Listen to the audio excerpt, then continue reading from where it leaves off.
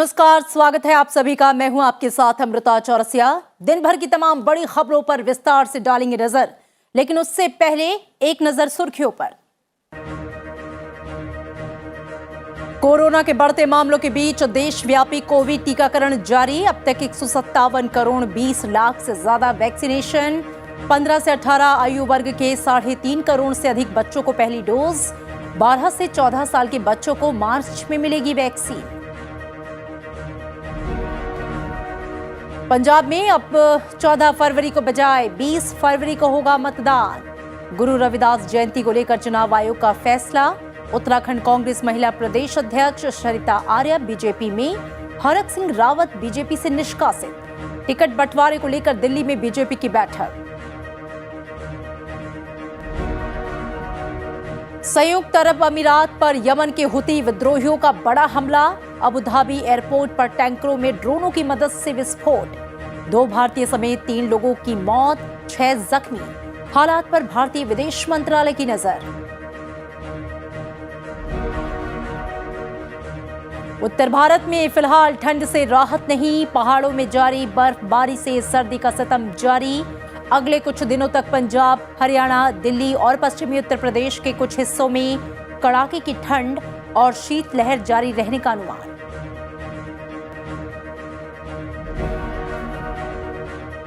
और नहीं रहे पद्म विभूषण कथक सम्राट पंडित बिरजू महाराज। दिल का दौरा पड़ने से 83 साल की उम्र में निधन। राष्ट्रपति, उपराष्ट्रपति, प्रधानमंत्री और लोकसभा अध्यक्ष ने जताया शोक।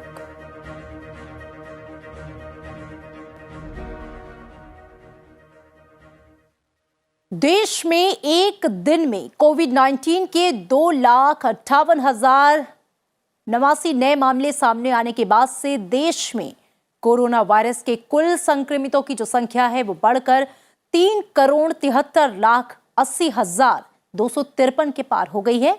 देश में कोविड-19 के उपचाराधीन मरीजों की संख्या बढ़कर 16,56,341 हो गई, जो कि कुल मामलों का 4.43% है। पिछले 24 घंटों में कोविड-19 के उपचाराधीन मरीजों की संख्या में 1,05,000 से ज्यादा की वृद्धि दर्ज की गई। मरीजों के ठीक होने की राष्ट्रीय दर 94.27% है। संक्रमण की दैनिक दर 19.65% और साप्ताहिक दर 14.41% दर्ज की गई। देश में अभी तक कुल 3,52,37,461 लोग संक्रमण मुक्त हो चुके हैं। कोविड-19 से मृत्यु दर 1.30% है। दिल्ली के स्वास्थ्य मंत्री सत्येंद्र जैन के मुताबिक दिल्ली में कोविड-19 के नए मामलों में कमी आने की उम्मीद है। दिल्ली में पिछले 24 घंटों में कोविड के 12,527 नए मामले सामने आए हैं। दिल्ली के अंदर लगातार ये चौथा दिन था जिसमें कि केसेस पहले से कम दर्ज किए गए। दिल्ली में कुल मिलाकर 2,85,00,000 डोजेज लगाई गई हैं लोगों को। फर्स्ट डोज जो एलिजिबल थे 100% लोगों को लगाई जा चुकी है। सेकेंड डोज 80% लोगों को लगाई जा चुकी है। और जो प्रिकॉशनरी डोज है वो 1,28,000 लोगों को लगाई जा चुकी है, जिसमें 60 साल से ऊपर के जो लोग हैं वो 35,000 है। फ्रंटलाइन वर्कर 60,000 हैं और हेल्थ केयर वर्कर 32,000 है। देश में 29 राज्यों और केंद्र शासित प्रदेशों में अभी तक कोरोना वायरस के ओमिक्रॉन स्वरूप के 8,209 मामले सामने आए हैं। इनमें से 3,109 लोग संक्रमण मुक्त हो चुके हैं। केंद्रीय स्वास्थ्य मंत्रालय के मुताबिक ओमिक्रॉन के महाराष्ट्र में सबसे ज्यादा 1,738 मामले सामने आए हैं। इसके बाद पश्चिम बंगाल में 1,672, राजस्थान में 1,276, दिल्ली में 549, कर्नाटक में 548 और केरल में 536 मामले सामने आए हैं। विशेषज्ञों के मुताबिक हर एक संक्रमित के नमूनों का जीनोम अनुक्रमण मुमकिन नहीं है, लेकिन इस मौजूदा लहर में अधिकतर मामले ओमिक्रॉन के ही हैं। राष्ट्रव्यापी टीकाकरण अभियान के तहत देश में अब तक 157 करोड़ 20 लाख से अधिक कोविड रोधी टीके लगाए जा चुके हैं। पिछले 24 घंटों में 39,46,000 से अधिक कोविड वैक्सीन लगाई गई। केंद्रीय स्वास्थ्य मंत्री डॉक्टर मनसुख मांडविया ने जानकारी दी है कि 3 जनवरी से अब तक 15 से 18 आयु वर्ग के 3.5 करोड़ से अधिक बच्चों को कोविड-19 वैक्सीन की पहली डोज लगा दी गई है।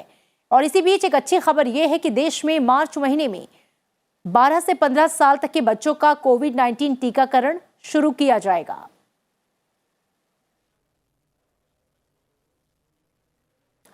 और अब खबरों की बात करेंगे 5 राज्यों में होने वाले विधानसभा चुनाव से जुड़ी खबरों से।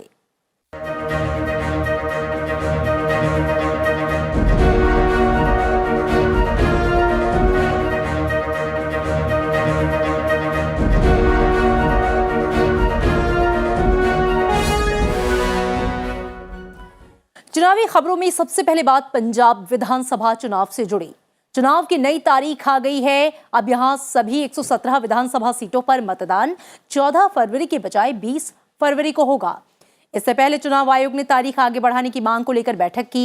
कई राजनीतिक दलों ने 16 फरवरी को गुरु रविदास जयंती के मद्देनजर राज्य में चुनाव स्थगित करने के लिए चुनाव आयोग से संपर्क किया था। पंजाब के मुख्यमंत्री चरणजीत सिंह चन्नी, बीजेपी बहुजन समाजवादी पार्टी ने चुनाव आयोग से मतदान की तारीख आगे बढ़ाने की अपील की थी, क्योंकि गुरु रविदास मनाने के लिए लाखों अनुयायी उत्तर प्रदेश के वाराणसी शहर से जाते हैं। डेट ऑफ नोटिफिकेशन 25 जनवरी 2022 ट्यूसडे का होगा। लास्ट डेट फॉर नॉमिनेशन है 1 फरवरी 2022 ट्यूसडे का होगा। और डेट ऑफ स्क्रूटिनी 2 फरवरी 2022 वेंसडे की होगा। और डेट ऑफ विथड्रॉल 4 फरवरी 2022 फ्राइडे की होगा। काउंटिंग एज यूजुअल है 10 मार्च 2022, क्योंकि इस तो पहला अपना जेडे भी डेट ऑफ पोल सी 14 तारीख फरवरी 2022 की सी। ये जेडे भी तब्दीली मानयोग इलेक्शन कमीशन वालों की गई है, मेरे कोड आ चुकी है। और इसी बीच सभी राजनीतिक दलों ने चुनाव आयोग के इस फैसले का स्वागत किया है। सरकार ਵੱਲੋਂ ਇਲੈਕਸ਼ਨ ਕਮਿਸ਼ਨ ਨੂੰ ਬੇਨਤੀ ਕੀਤੀ ਸੀ ਤੇ ਮੈਨੂੰ ਖੁਸ਼ੀ ਹੈ ਕਿ ਇਲੈਕਸ਼ਨ ਕਮਿਸ਼ਨ ਨੇ ਸਾਡੀ ਉਹ ਬੇਨਤੀ ਪ੍ਰਵਾਨ ਕੀਤੀ ਹੈ ਤੇ ਬਹੁਤ ਸਾਰੇ ਲੋਕ ਜਿਨ੍ਹਾਂ ਨੇ ਬਨਾਰਸ ਜਾਣਾ ਹੈ ਜਾਂ ਪੰਜਾਬ ਦੇ ਵਿੱਚ ਵੀ 14 ਤਰੀਕ ਨੂੰ ਹਰ ਪਿੰਡ ਦੇ ਵਿੱਚ ਲਗਭਗ ਅਖੰਡ ਪਾਠ ਰਖਾਏ ਜਾਣੇ ਤੇ 16 ਤਰੀਕ ਨੂੰ ਜਨਮ ਦਿਨ ਵਾਲੇ ਦਿਨ ਭੋਗ ਪੈਣੇ ਹੈ ਤੇ ਲੋਕ ਉਹਦੇ ਵਿੱਚ ਰੁੱਝੇ ਹੋਣਗੇ। ਵੋਟਾਂ ਦੇ ਵਿੱਚ ਦਿੱਕਤ ਆਣੀ ਸੀ, ਇਸ ਲਈ ਮੈਂ ਇਲੈਕਸ਼ਨ ਕਮਿਸ਼ਨ ਦਾ ਹਾਰਦਿਕ ਆਪਣੇ ਵੱਲੋਂ ਬਤੌਰ ਮੁੱਖ ਮੰਤਰੀ ਸਰਕਾਰ ਵੱਲੋਂ ਤੇ ਪੰਜਾਬ ਦੇ ਲੋਕਾਂ ਵੱਲੋਂ धन्यवाद करना चाहता हूं। ये अच्छा कदम है, चुनाव आयोग के इस फैसले का स्वागत करते हैं, क्योंकि रविदास जयंती भी थी और सब लोगों की इच्छा थी कि ये जो डेट है थोड़ा आगे बढ़ाया जाए। और चुनाव आयोग सब लोगों की राय से सहमत होकर उसने डेट आगे बढ़ाया है और पंजाब में एक अच्छा माहौल है चुनाव का। जे एक हफ्ता ਵਧਾ ਦਿੱਤੀ ਜਾਵੇ ਤਾਂ ਉਹ ਆਪਣੇ ਗੁਰੂ ਦੇ ਦਰ ਤੇ ਮੱਥਾ ਵੀ ਟੇਕ ਆਉਣਗੇ, ਆਸ਼ੀਰਵਾਦ ਵੀ ਲੈ ਆਉਣਗੇ ਤੇ ਆ ਕੇ ਆਪਣਾ ਜਿਹੜਾ ਡੈਮੋਕ੍ਰੈਟਿਕ ਰਾਈਟ ਹੈ, ਜਿਹੜਾ ਉਹਨਾਂ ਦਾ ਸੰਵਿਧਾਨਕ ਹੱਕ ਹੈ ਵੋਟਾਂ ਪਾਉਣ ਦਾ, ਉਹਨੂੰ ਇਸਤੇਮਾਲ ਕਰ ਲੈਣਗੇ। ਇੱਕ ਹਫ਼ਤਾ ਜੇ ਤਰੀਕ ਅੱਗੇ ਪੈ ਜੇ ਤਾਂ ਬਹੁਤ ਸਾਰੇ ਲੋਕਾਂ ਦੀਆਂ ਭਾਵਨਾਵਾਂ ਜਿਹੜੀਆਂ ਨੇ ਉਹਨਾਂ ਦਾ ਸਤਿਕਾਰ ਹੋ ਜਾਊਗਾ। बहुत बहुत मेहरबानी। और आइए अब बात करते हैं चुनाव से जुड़ी कुछ और खबरों की। चुनाव आयोग ने मीडिया कर्मियों को भी पोस्टल बैलेट से मताधिकार की अनुमति दी है। साथ ही आयोग ने 80 साल और उससे अधिक उम्र के मतदाताओं, विकलांग व्यक्तियों और कोविड-19 पॉजिटिव रोगियों को डाक मत पत्रों के माध्यम से अपना वोट डालने की अनुमति दी है। 5 राज्यों में विधानसभा चुनाव के लिए टिकट बंटवारे को लेकर बीजेपी में मंथन जारी है। दिल्ली में बीजेपी की बैठक में केंद्रीय गृह मंत्री अमित शाह और पार्टी अध्यक्ष जेपी नड्डा के साथ कई नेता शामिल हुए।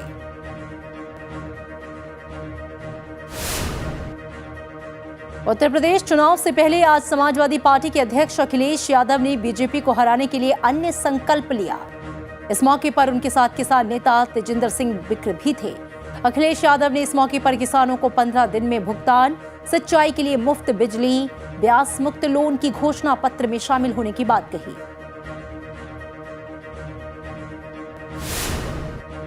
छत्तीसगढ़ के मुख्यमंत्री भूपेश बघेल के खिलाफ उत्तर प्रदेश के नोएडा में चुनाव प्रचार के दौरान कोविड मानदंडों का उल्लंघन करने के लिए प्राथमिकी दर्ज की गई। हालांकि उनका कहना है कि वो सीमित संख्या में कांग्रेस प्रत्याशी और सुरक्षा कर्मियों के साथ चुनाव प्रचार कर रहे थे।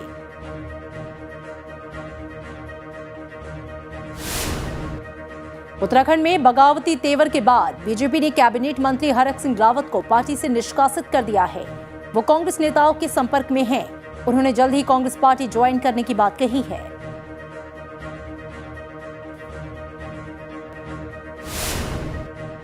उत्तराखंड कांग्रेस की महिला प्रदेश अध्यक्ष सरिता आर्या ने बीजेपी का दामन थाम लिया है। पार्टी में महिलाओं को कम भागीदारी मिलने से सरिता आर्या नाराज थी। देहरादून में मुख्यमंत्री पुष्कर सिंह धामी ने सरिता आर्या को बीजेपी ज्वाइन कराई।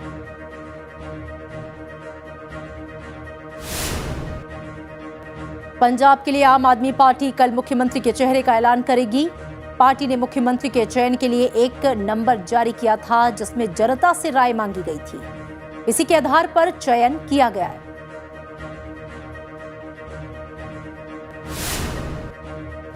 पंजाब के पूर्व कैबिनेट मंत्री सरवन सिंह फिल्लौर अपने बेटे दमनवीर सिंह फिल्लौर और परिवार सहित कांग्रेस छोड़कर शिरोमणि अकाली दल में शामिल हो गए। इससे पहले वो अकाली दल में से कांग्रेस में गए थे।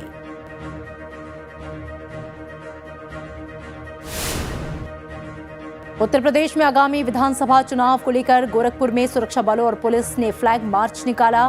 पुलिस ने लोगों को चुनाव के लिए प्रेरित किया और सुरक्षा का आश्वासन दिया। सुरक्षा बलों ने जगह जगह लोगों की समस्याओं को भी समझा।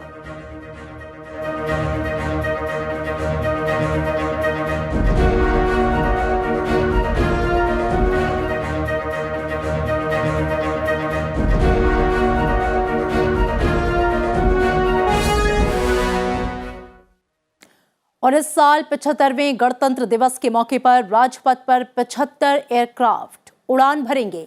गणतंत्र दिवस के मौके पर राजपथ पर होने वाले कार्यक्रम में 17 जगुआर लड़ाकू विमान 75 के आकार में फ्लाई करेंगे।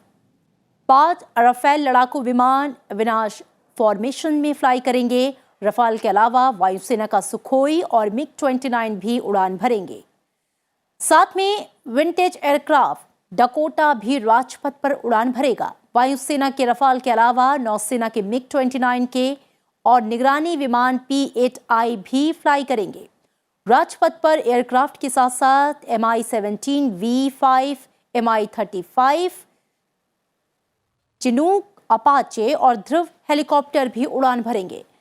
ट्रांसपोर्ट एयरक्राफ्ट C-130 भी फ्लाई करेंगे। फिलहाल गणतंत्र दिवस परेड की रिहर्सल चल रही है और इसके लिए दिल्ली पुलिस ने ट्रैफिक एडवाइजरी भी जारी की है।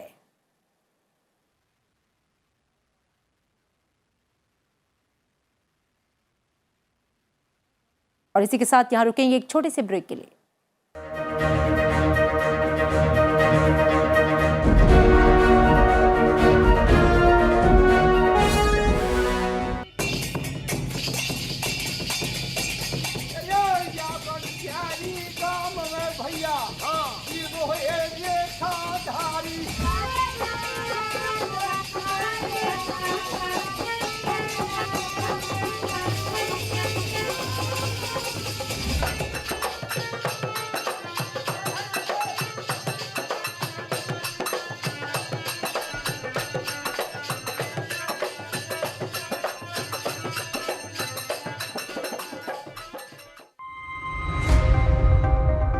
To the young people of India, what are the 3 tips you'd like to give? Don't be obsessed with this whole thing of getting rich quick. Everything is going to go right from day one is not going to happen. You know, when you're building a business around something that you love, you can give it a lot more than. Started Nykaa when I was 48.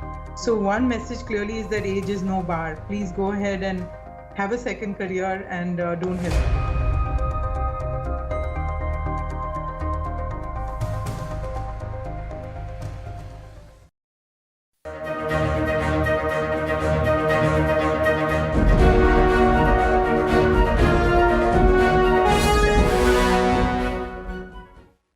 Welcome back. आप देख रहे हैं आज की खबर और अब नजर राज्यों से जुड़ी हुई अहम खबरों पर।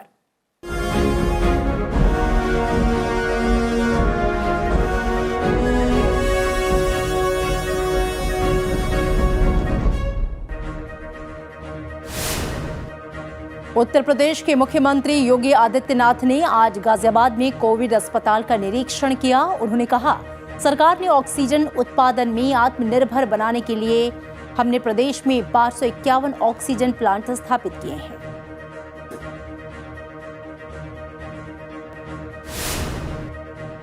दिल्ली के मुख्यमंत्री अरविंद केजरीवाल ने सार्वजनिक परिवहन के लिए पहली इलेक्ट्रिक बस का उद्घाटन किया। उन्होंने कहा कि इससे दिल्ली में प्रदूषण कम होगा। अरविंद केजरीवाल ने कहा कि दिल्ली में कुछ वर्षों में 2000 इलेक्ट्रिक बसों को सड़कों पर उतारने की तैयारी है।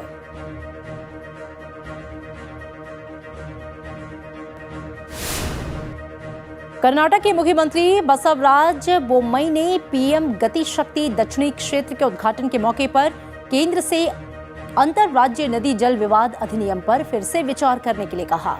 उन्होंने कहा कि यह अधिनियम समस्या हल करने से ज्यादा विवाद पैदा करता है।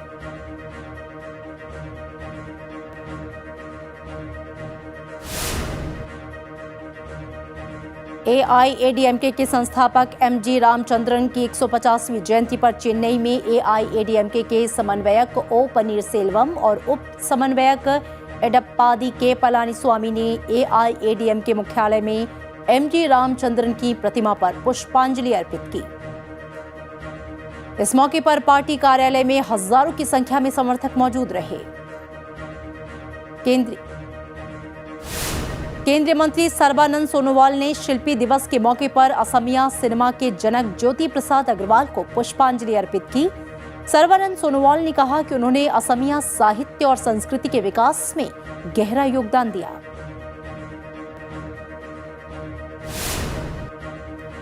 असम सरकार 1 फरवरी को प्रोजेक्ट सद्भावना लॉन्च करने की तैयारी में है। असम के मुख्यमंत्री हेमंत बिस्वा शर्मा ने कार्यक्रम में कहा कि प्रदेश सरकार 10 मई 2021 से पहले के सभी पुराने मामलों को निपटाने के लिए इस सुविधा को लॉन्च करने जा रही है। इसके बाद सचिवालय में ई ऑफिस सिस्टम शुरू किया जाएगा।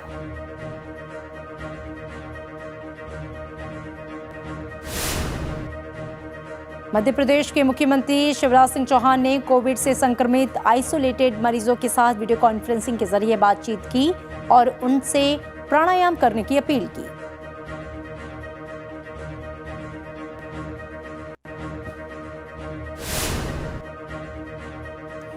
करगिल में 18 किलोमीटर लंबी ऑल वेदर जोजिला टनल के हिस्से के रूप में बन रहे 5 किलोमीटर लंबी सुरंग का काम पूरा हो गया है।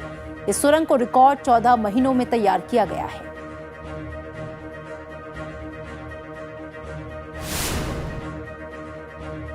नौसेना में 32 साल की सेवा के बाद सेवा मुक्त हुआ आईएनएस खुकरी युद्धपोत विशाखापत्तनम से दीव पहुंचा।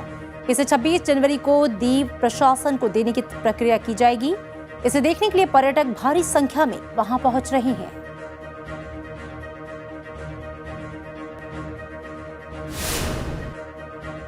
जम्मू कश्मीर के किश्तवाड़ के ऊंचाई वाले इलाके में भारी हिमपात के बीच भारतीय सेना पेट्रोलिंग करती दिखी। यहां ज्यादातर इलाकों में पारा 0 से नीचे चला गया है, लेकिन भारतीय सेना के जवान देश की सुरक्षा के कर्तव्य को पूरी जिम्मेदारी से निभा रहे हैं।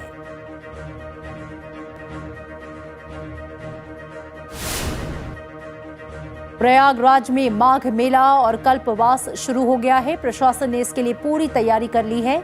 कल्पवास के लिए वैक्सीनेशन का दोनों डोज अनिवार्य किया गया है।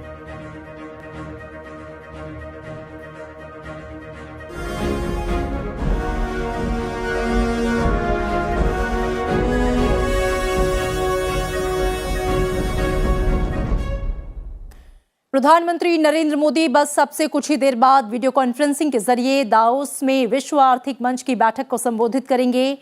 वे विश्व की स्थिति पर विशेष व्याख्यान देंगे। इनमें जापान, ऑस्ट्रेलिया, इजरायल के प्रधानमंत्री के अलावा चीन और इंडोनेशिया के राष्ट्रपति भी शामिल हैं। इस सम्मेलन में उद्योग जगत के शीर्ष नेता, सामाजिक संस्थाएं और अंतर्राष्ट्रीय संगठन भी भाग ले रहे हैं। संयुक्त अरब अमीरात पर यमन के हुती विद्रोहियों ने बड़ा हमला किया है। समाचार एजेंसी एएनआई के मुताबिक हुती विद्रोहियों के इस हमले में 2 भारतीय नागरिकों समेत 3 लोगों की मौत हो गई है। मरने वालों में एक पाकिस्तानी नागरिक भी शामिल है। इसके अलावा 6 लोग घायल हुए हैं। स्थानीय मीडिया के मुताबिक सबसे पहले मुसाफा इलाके में 3 तेल टैंकरों में विस्फोट हुआ। इसके बाद अबू धाबी एयरपोर्ट के नए निर्माण स्थल पर आग लगने की खबर है। और इसी बीच यमन के हुती विद्रोहियों ने संयुक्त अरब अमीरात में हमला करने का दावा किया है। ये घटना ऐसे समय में घटी है जब दक्षिण कोरिया के राष्ट्रपति मून जे इन यूएई के दौरे पर हैं। अबू धाबी में हुई आग की घटना के मामले में संयुक्त अरब अमीरात में भारतीय दूतावास मामले की पुष्टि और विवरण का पता लगाने की कोशिश कर रहा है। लगातार 5वें साल चीन की जन्म दर घट गई। 2021 में चीन की आबादी में 5 लाख से कम की बढ़ोतरी हुई और इसके साथ ही बीते वर्ष के अंत तक चीन की आबादी बढ़कर 1.4 अरब तक पहुंची। ये आंकड़े विश्व की सबसे ज्यादा आबादी वाले देश के ऊपर मंडराते जनसांख्यिकी खतरे और उसके चलते होने वाले आर्थिक खतरे को लेकर भय पैदा करते हैं। चीनी प्रांतों ने जन्मदर में भारी गिरावट को रोकने के मकसद से दंपतियों को 3 बच्चे पैदा करने के लिए प्रेरित करने के लिए कई सहायक उपायों की घोषणा करना शुरू किया है। चीन ने 2016 में सभी दंपतियों को 2 बच्चे पैदा करने की अनुमति दे दी थी। इसने दशकों पुरानी 1 बच्चे की नीति को खत्म कर दिया, जिसे नीति निर्माता वर्तमान जनसांख्यिकी संकट के लिए दोषी मानते हैं। और मशहूर कथक नृत्य सम्राट और पद्म विभूषण से सम्मानित पंडित बिरजू महाराज अब हमारे बीच नहीं रहे। 83 साल की उम्र में उनका दिल का दौरा पड़ने से निधन हो गया। लखनऊ घराने के बिरजू महाराज कालका बिंदादीन शैली के पथ प्रदर्शक थे। बिरजू महाराज का नृत्य में लय ताल का पूरा नियंत्रण और उनकी भाव भंगिमा बहुत ही प्रभावशाली थी। बिरजू महाराज का जन्म 4 फरवरी 1937 को प्रसिद्ध कथक नृत्य घराने में हुआ। 28 वर्ष की उम्र में आते आते बिरजू महाराज नृत्य में महारत हासिल कर चुके थे। उन्हें संगीत नाटक अकादमी के कई पुरस्कारों से नवाजा गया।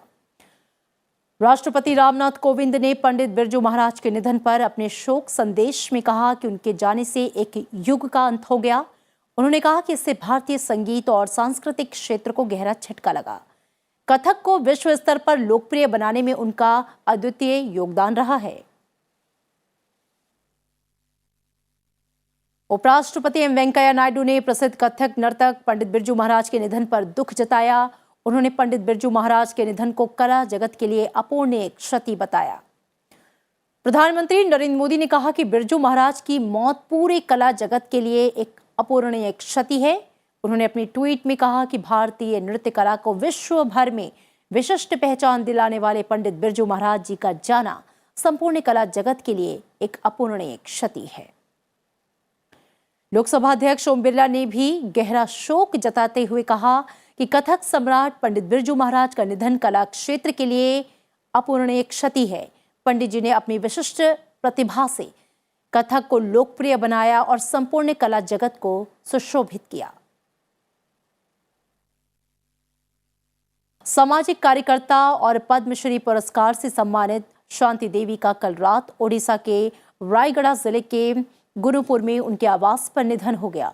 राष्ट्रपति, उपराष्ट्रपति, प्रधानमंत्री और लोकसभा अध्यक्ष ने उनके निधन पर शोक जताया है। राष्ट्रपति रामनाथ कोविंद ने ट्वीट में कहा कि जनजातीय समाज और महिलाओं के उत्थान और रोगियों की सेवा को अपने जीवन का ध्येय बनाने वाली शांति देवी के निधन से दुख हुआ।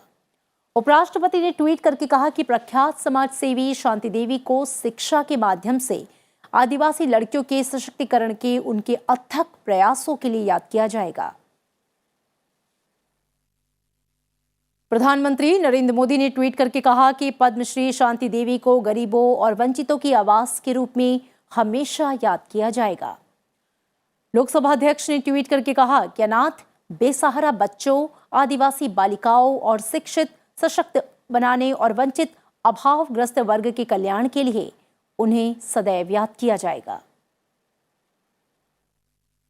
और पहाड़ों पर बर्फबारी और कोहरे की चादर की वजह से उत्तर पश्चिम और मध्य भारत में कड़ाके की सर्दी पड़ रही है, जिसका असर अगले 2 से 3 दिन बना रहेगा। मौसम विभाग ने अगले 2 दिनों तक दिल्ली, राजस्थान, मध्य प्रदेश, हरियाणा, चंडीगढ़ और पश्चिमी उत्तर प्रदेश में कड़ाके की ठंड का अनुमान जताया है। मौसम विभाग के मुताबिक पंजाब, हरियाणा, दिल्ली, उत्तर प्रदेश, पूर्वी राजस्थान, मध्य प्रदेश, छत्तीसगढ़, महाराष्ट्र, तेलंगाना, ओडिशा और बिहार के कुछ हिस्सों में घना कोहरा छाया रहेगा। पश्चिमी उत्तर प्रदेश और आसपास के इलाकों में चक्रवाती हवाओं का क्षेत्र बना हुआ है। भोपाल में आज सुबह से घना कोहरा छाए रहने की वजह से विजिबिलिटी काफी कम रही। मौसम विभाग के मुताबिक भोपाल में न्यूनतम तापमान 9 डिग्री सेल्सियस और अधिकतम तापमान 21 डिग्री सेल्सियस दर्ज किया गया। वहीं चेन्नई और आसपास के जिलों में मध्यम से भारी बारिश हुई, जबकि कई तटीय क्षेत्रों में भी भारी बारिश दर्ज की गई। आईएमडी के अधिकारियों ने कहा है कि आने वाले दिनों में तिरुवल्लुर जिले के 1 या 2 स्थानों पर भारी बारिश होगी।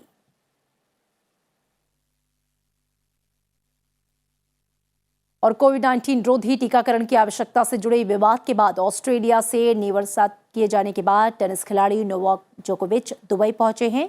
टीका लगवाने की अनिवार्यता को मानने से इनकार करने के कारण टेनिस के शीर्ष खिलाड़ी की अपने ऑस्ट्रेलियन ओपन खिताब को बचाए रखने की उम्मीदें भी खत्म हो गई हैं। दुबई में यात्रियों के लिए टीकाकरण अनिवार्य नहीं है। हालांकि किसी विमान में सवार होने से पहले उन्हें संक्रमित ना होने की पुष्टि करने वाली RT-PCR रिपोर्ट दिखानी होती है।